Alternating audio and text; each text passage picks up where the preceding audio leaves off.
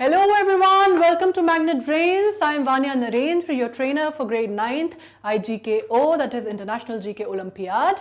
और आज जो हम टॉपिक करने वाले हैं वो टॉपिक है डेंजरस प्लांट्स के बारे में, या वो ट्री स्पीशीज जो कि बहुत डेंजरस होती हैं, हानिकारक होती हैं, जिनसे हमको दूर रहना चाहिए और जिनके साइड इफेक्ट्स काफ़ी सारे हो सकते हैं अगर हम उनकी क्लोज प्रॉक्सिमिटी में गए तो।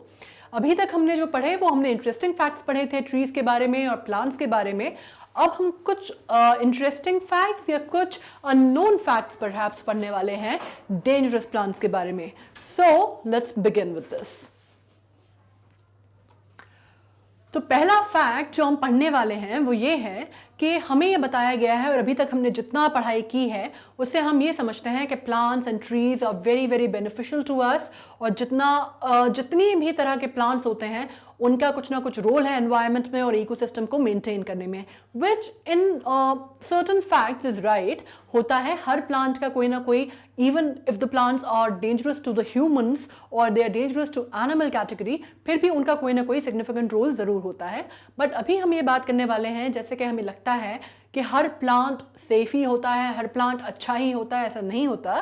कुछ प्लांट्स और कुछ ट्रीज ऐसे होते हैं, कुछ उनकी ट्रीज की स्पीशीज ऐसी होती हैं which are very very dangerous, which can be very very fatal, और अगर आप उनको छूते हैं, इनफैक्ट खाना तो बहुत दूर की बात है, अगर आप सिर्फ उनको छूते भी हैं तो भी वो बहुत नुकसान पहुंचाती हैं। तो these are exceptions are always there. जैसे हम इंसानों के लिए कहा जाता है कि अच्छे बुरे लोग तो होते ही हैं, उसी तरह प्लांट किंगडम में भी अच्छे बुरे प्लांट्स होते ही हैं। There are always bad guys among the good guys, and we are talking about not necessarily bad guys, पर हम उनके बारे में बात कर रहे हैं जो कि थोड़े से डेंजरस हैं और जिनसे हमें दूर रहना है।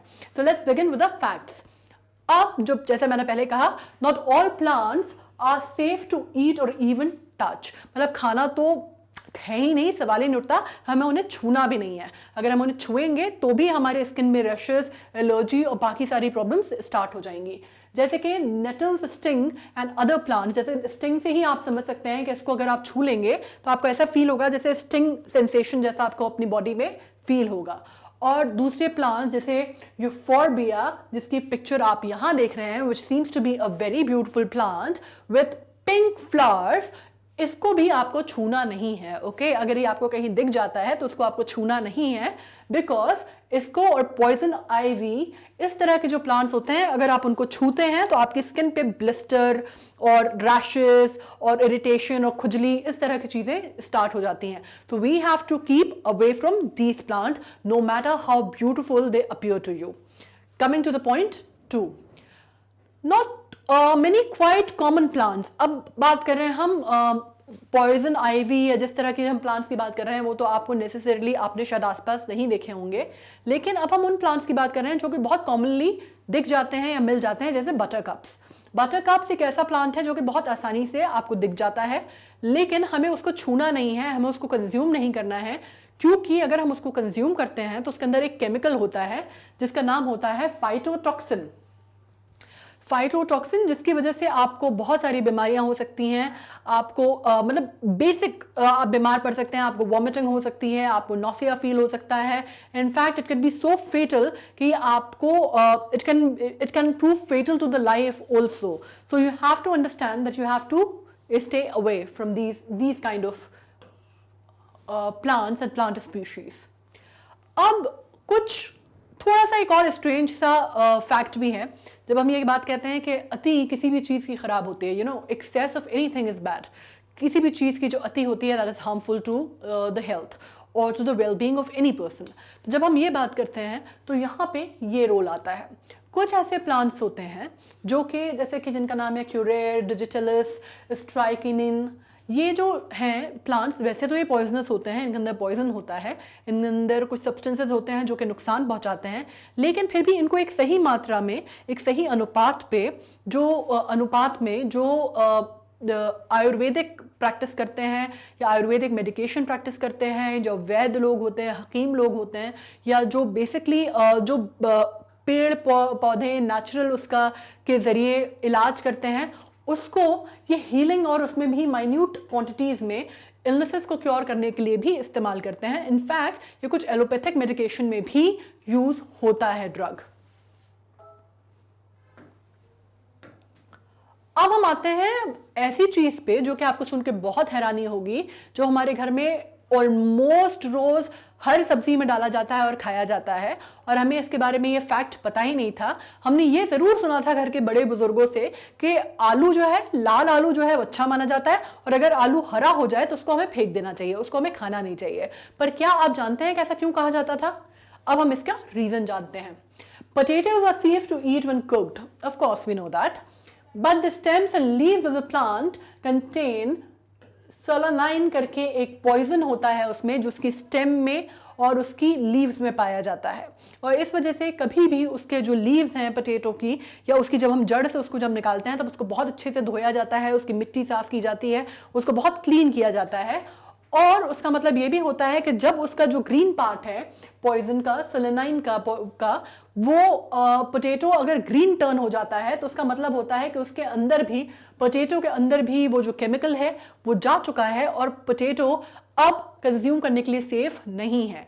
इसी वजह से जब हमारे घर के बड़े बोलते हैं हमसे कि अगर हरा हरा दिखने लगे आपको आलू के ऊपर, या आलू आपको कहीं से हरा हरा दिखने लगे काटने के बाद, तो उसको बिल्कुल कंज्यूम नहीं करना है, बिल्कुल लालच नहीं करनी है कि क्यों फेंकना है आलू।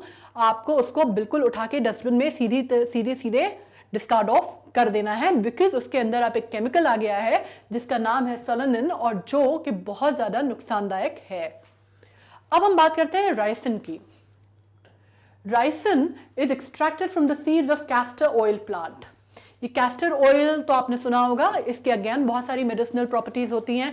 कैस्टर ऑयल काफ़ी सारी चीज़ों में इस्तेमाल होता है, बहुत गाढ़ा इसकी कंसिस्टेंसी होती है, बहुत थिक कंसिस्टेंसी का ये ऑयल होता है। इसको नॉर्मली आपकी जब जो इनडाइजेशन की प्रॉब्लम है, इनडाइजेशन एज इन कॉन्स्टिपेशन की जो प्रॉब्लम्स होती हैं, जो इरेगुलर बावल मूवमेंट है, उसमें के लिए बहुत यूज़ किया जाता है। कैस्टर ऑयल इनफैक्ट आपके बालों के लिए बहुत अच्छा माना जाता है। इसके और भी बहुत सारी मेडिसिनल वैल्यूज़ हैं, लेकिन हम इसकी बात कर रहे हैं अभी फ़िलहाल एक पर्टिकुलर केमिकल की जिसका नाम है राइसिन, जो कि एक्सट्रैक्ट किया जाता है सीड्स ऑफ कैस्टर ऑयल से। और ये इतना पॉइजनस होता है, ये इतना पॉइजनस होता है कि ये साइनाइड, जिसको हम कहते हैं कि साइनाइड अगर किसी ने, नोबडी मतलब ये तक कहा जाता है साइनाइड के बारे में कि साइनाइड का कोई टेस्ट नहीं बता पाया, बिकॉज आपने वो जबान पे रखा and you are gone, right. मतलब पीपल से ये कहा जाता है साइनाइड के बारे में कि साइनाइड का टेस्ट कोई नहीं बता पाया है, because that is such a deadly, you know, that is such a deadly drug, such a deadly poison. तो ये आप ये सोच लीजिए कि राइसिन जो है, जो कैस्टर ऑयल के सीड से एक्सट्रैक्ट किया जाता है, वो साइनाइड से ज़्यादा पॉइजनस होता है, या स्नेक वेनम से ज़्यादा पॉइजनस होता है। Snake venom, of course we understand, सांप का जो जहर होता है, जो पॉइजनस स्नेक का जो जहर होता है, उसको हम स्नेक वेनम बोलते हैं, और वो उससे भी ज़्यादा फेटल होता है, उससे भी ज़्यादा डेंजरस होता है। Even minute doses of ricin can be fatal. Of course ये तो हम बोल ही चुके हैं, अगर कोई चीज़ साइनाइड से ज़्यादा डेंजरस है तो ऑब्वियसली आप समझ सकते हैं कि वो किस हद तक डेंजरस होगी और किस हद तक फेटल होगी।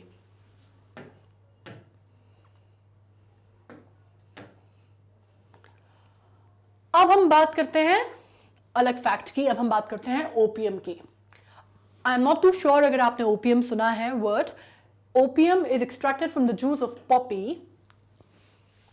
ओपीएम को पॉपी के जूस से एक्सट्रैक्ट किया जाता है एंड कंटेन्स मॉर्फिन।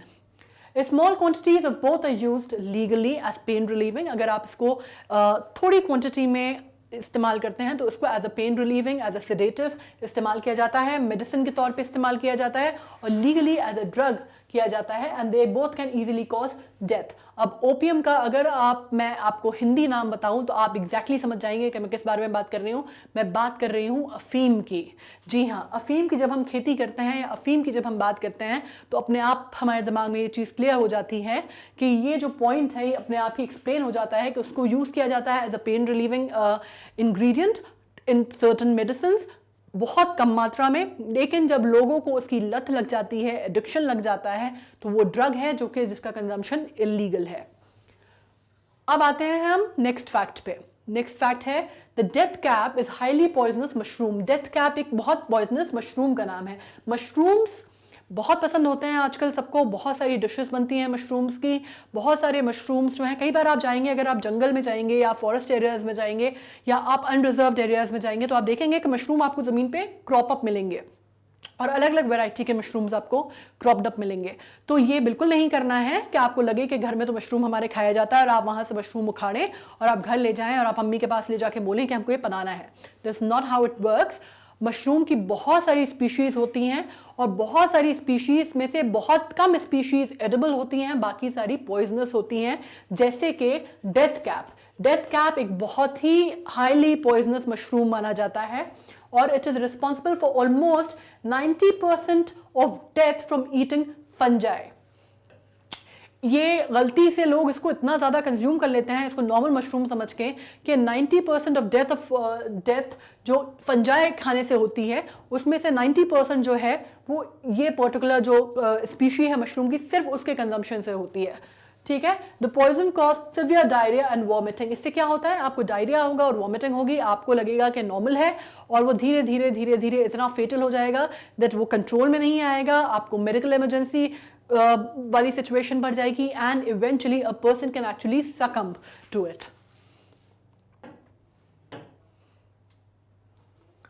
अब ये नाम आपने इनिशियली पढ़ा था, मैंने जब आपको इनिशियली बताया था कि कुछ ऐसे प्लांट्स होते हैं जो कि होते तो पॉइजनस हैं लेकिन उनको कुछ स्पेसिफिक अमाउंट में या स्पेसिफिक एक मिनिमल नंबर में उनको एज अ मेडिसिन भी यूज़ किया जाता है। तो अब हम उनके बारे में पढ़ने वाले हैं। Curare is extracted from the bark of certain tree and is used by South American Indians tribe, जो साउथ अमेरिकन इंडियन ट्राइब्स हैं जो कि अभी भी हंटिंग में और जो कि अभी भी बहुत ज़्यादा एडवांस नहीं हुई हैं, अर्बनाइजेशन में नहीं गई हैं, वो आज तक भी व्हाट दे डू, वो अपना arrows on bow and arrow से हंटिंग करते हैं आज तक भी। तो व्हाट दे डू, वो इस पर्टिकुलर जो प्लांट की हम बात कर रहे हैं क्यूरारे, इससे एक्सट्रैक्टेड जो हिस्सा होता है इसका, उसको टिप करने के लिए यूज, उसको अपनी जो एरोस है ना उसकी टिप को पॉइजन करने के लिए यूज करते हैं बिफोर हंटिंग। सो आप समझ सकते हैं कि कितना पॉइजनस होगा और कितना डेंजरस होगा। अब हम बात करते हैं डेडली नाइटशेड की। डेडली नाइटशेड, नाम कितना अच्छा है ना इसका, deadly nightshade. Deadly nightshade is also a belladonna.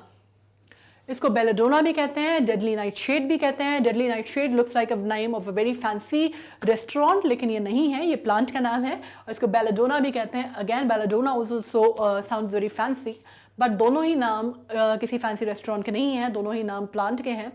And it contains a poison called atropine. Atropine करके इसमें एक पॉइजन पाया जाता है जिससे less than 10 milligram could kill a child.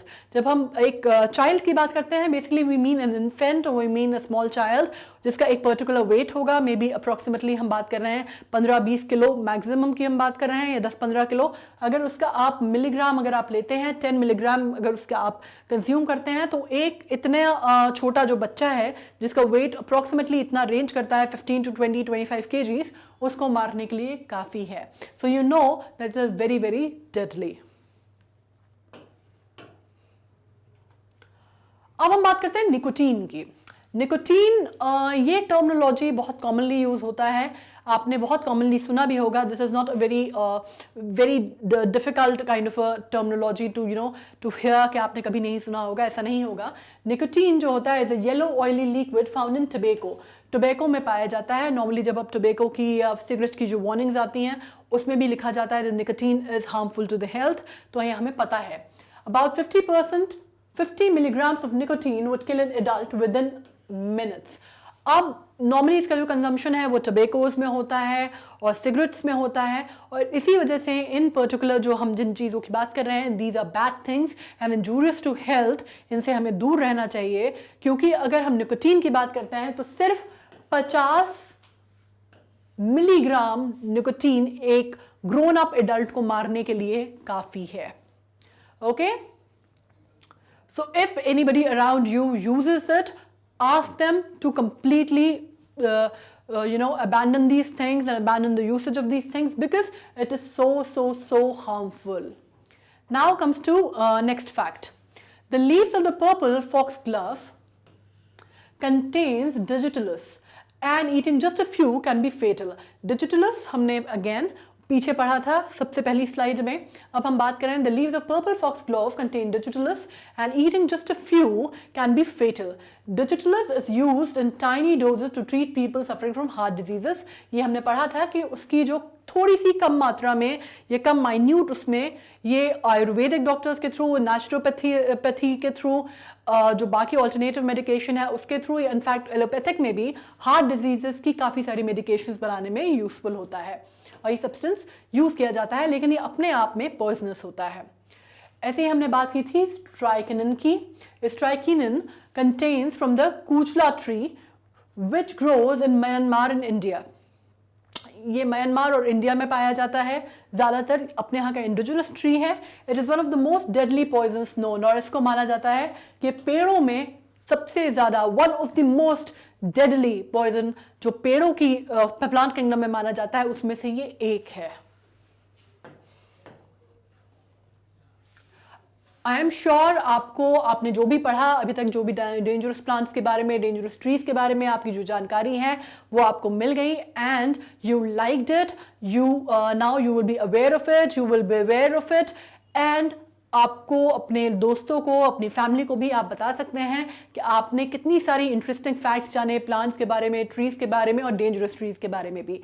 अब हम इनके क्वेश्चंस अटेम्प्ट करेंगे, जो कि 5 क्वेश्चंस हैं। I know it is a very very very lengthy topic, but इसमें से सिर्फ 5 MCQs हैं जो आपको नीचे मैंने दे रही हूँ और आपको अटेम्प्ट करने हैं।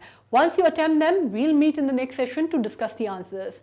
एट मैग्नेट ब्रेन्स आपको पता ही है कि हम हमेशा रहते हैं, we are 100% free channel and we are always there to help you out with your queries. So just stick with us, try to attempt the questions, and we'll meet in the next session. Now, thank you very much.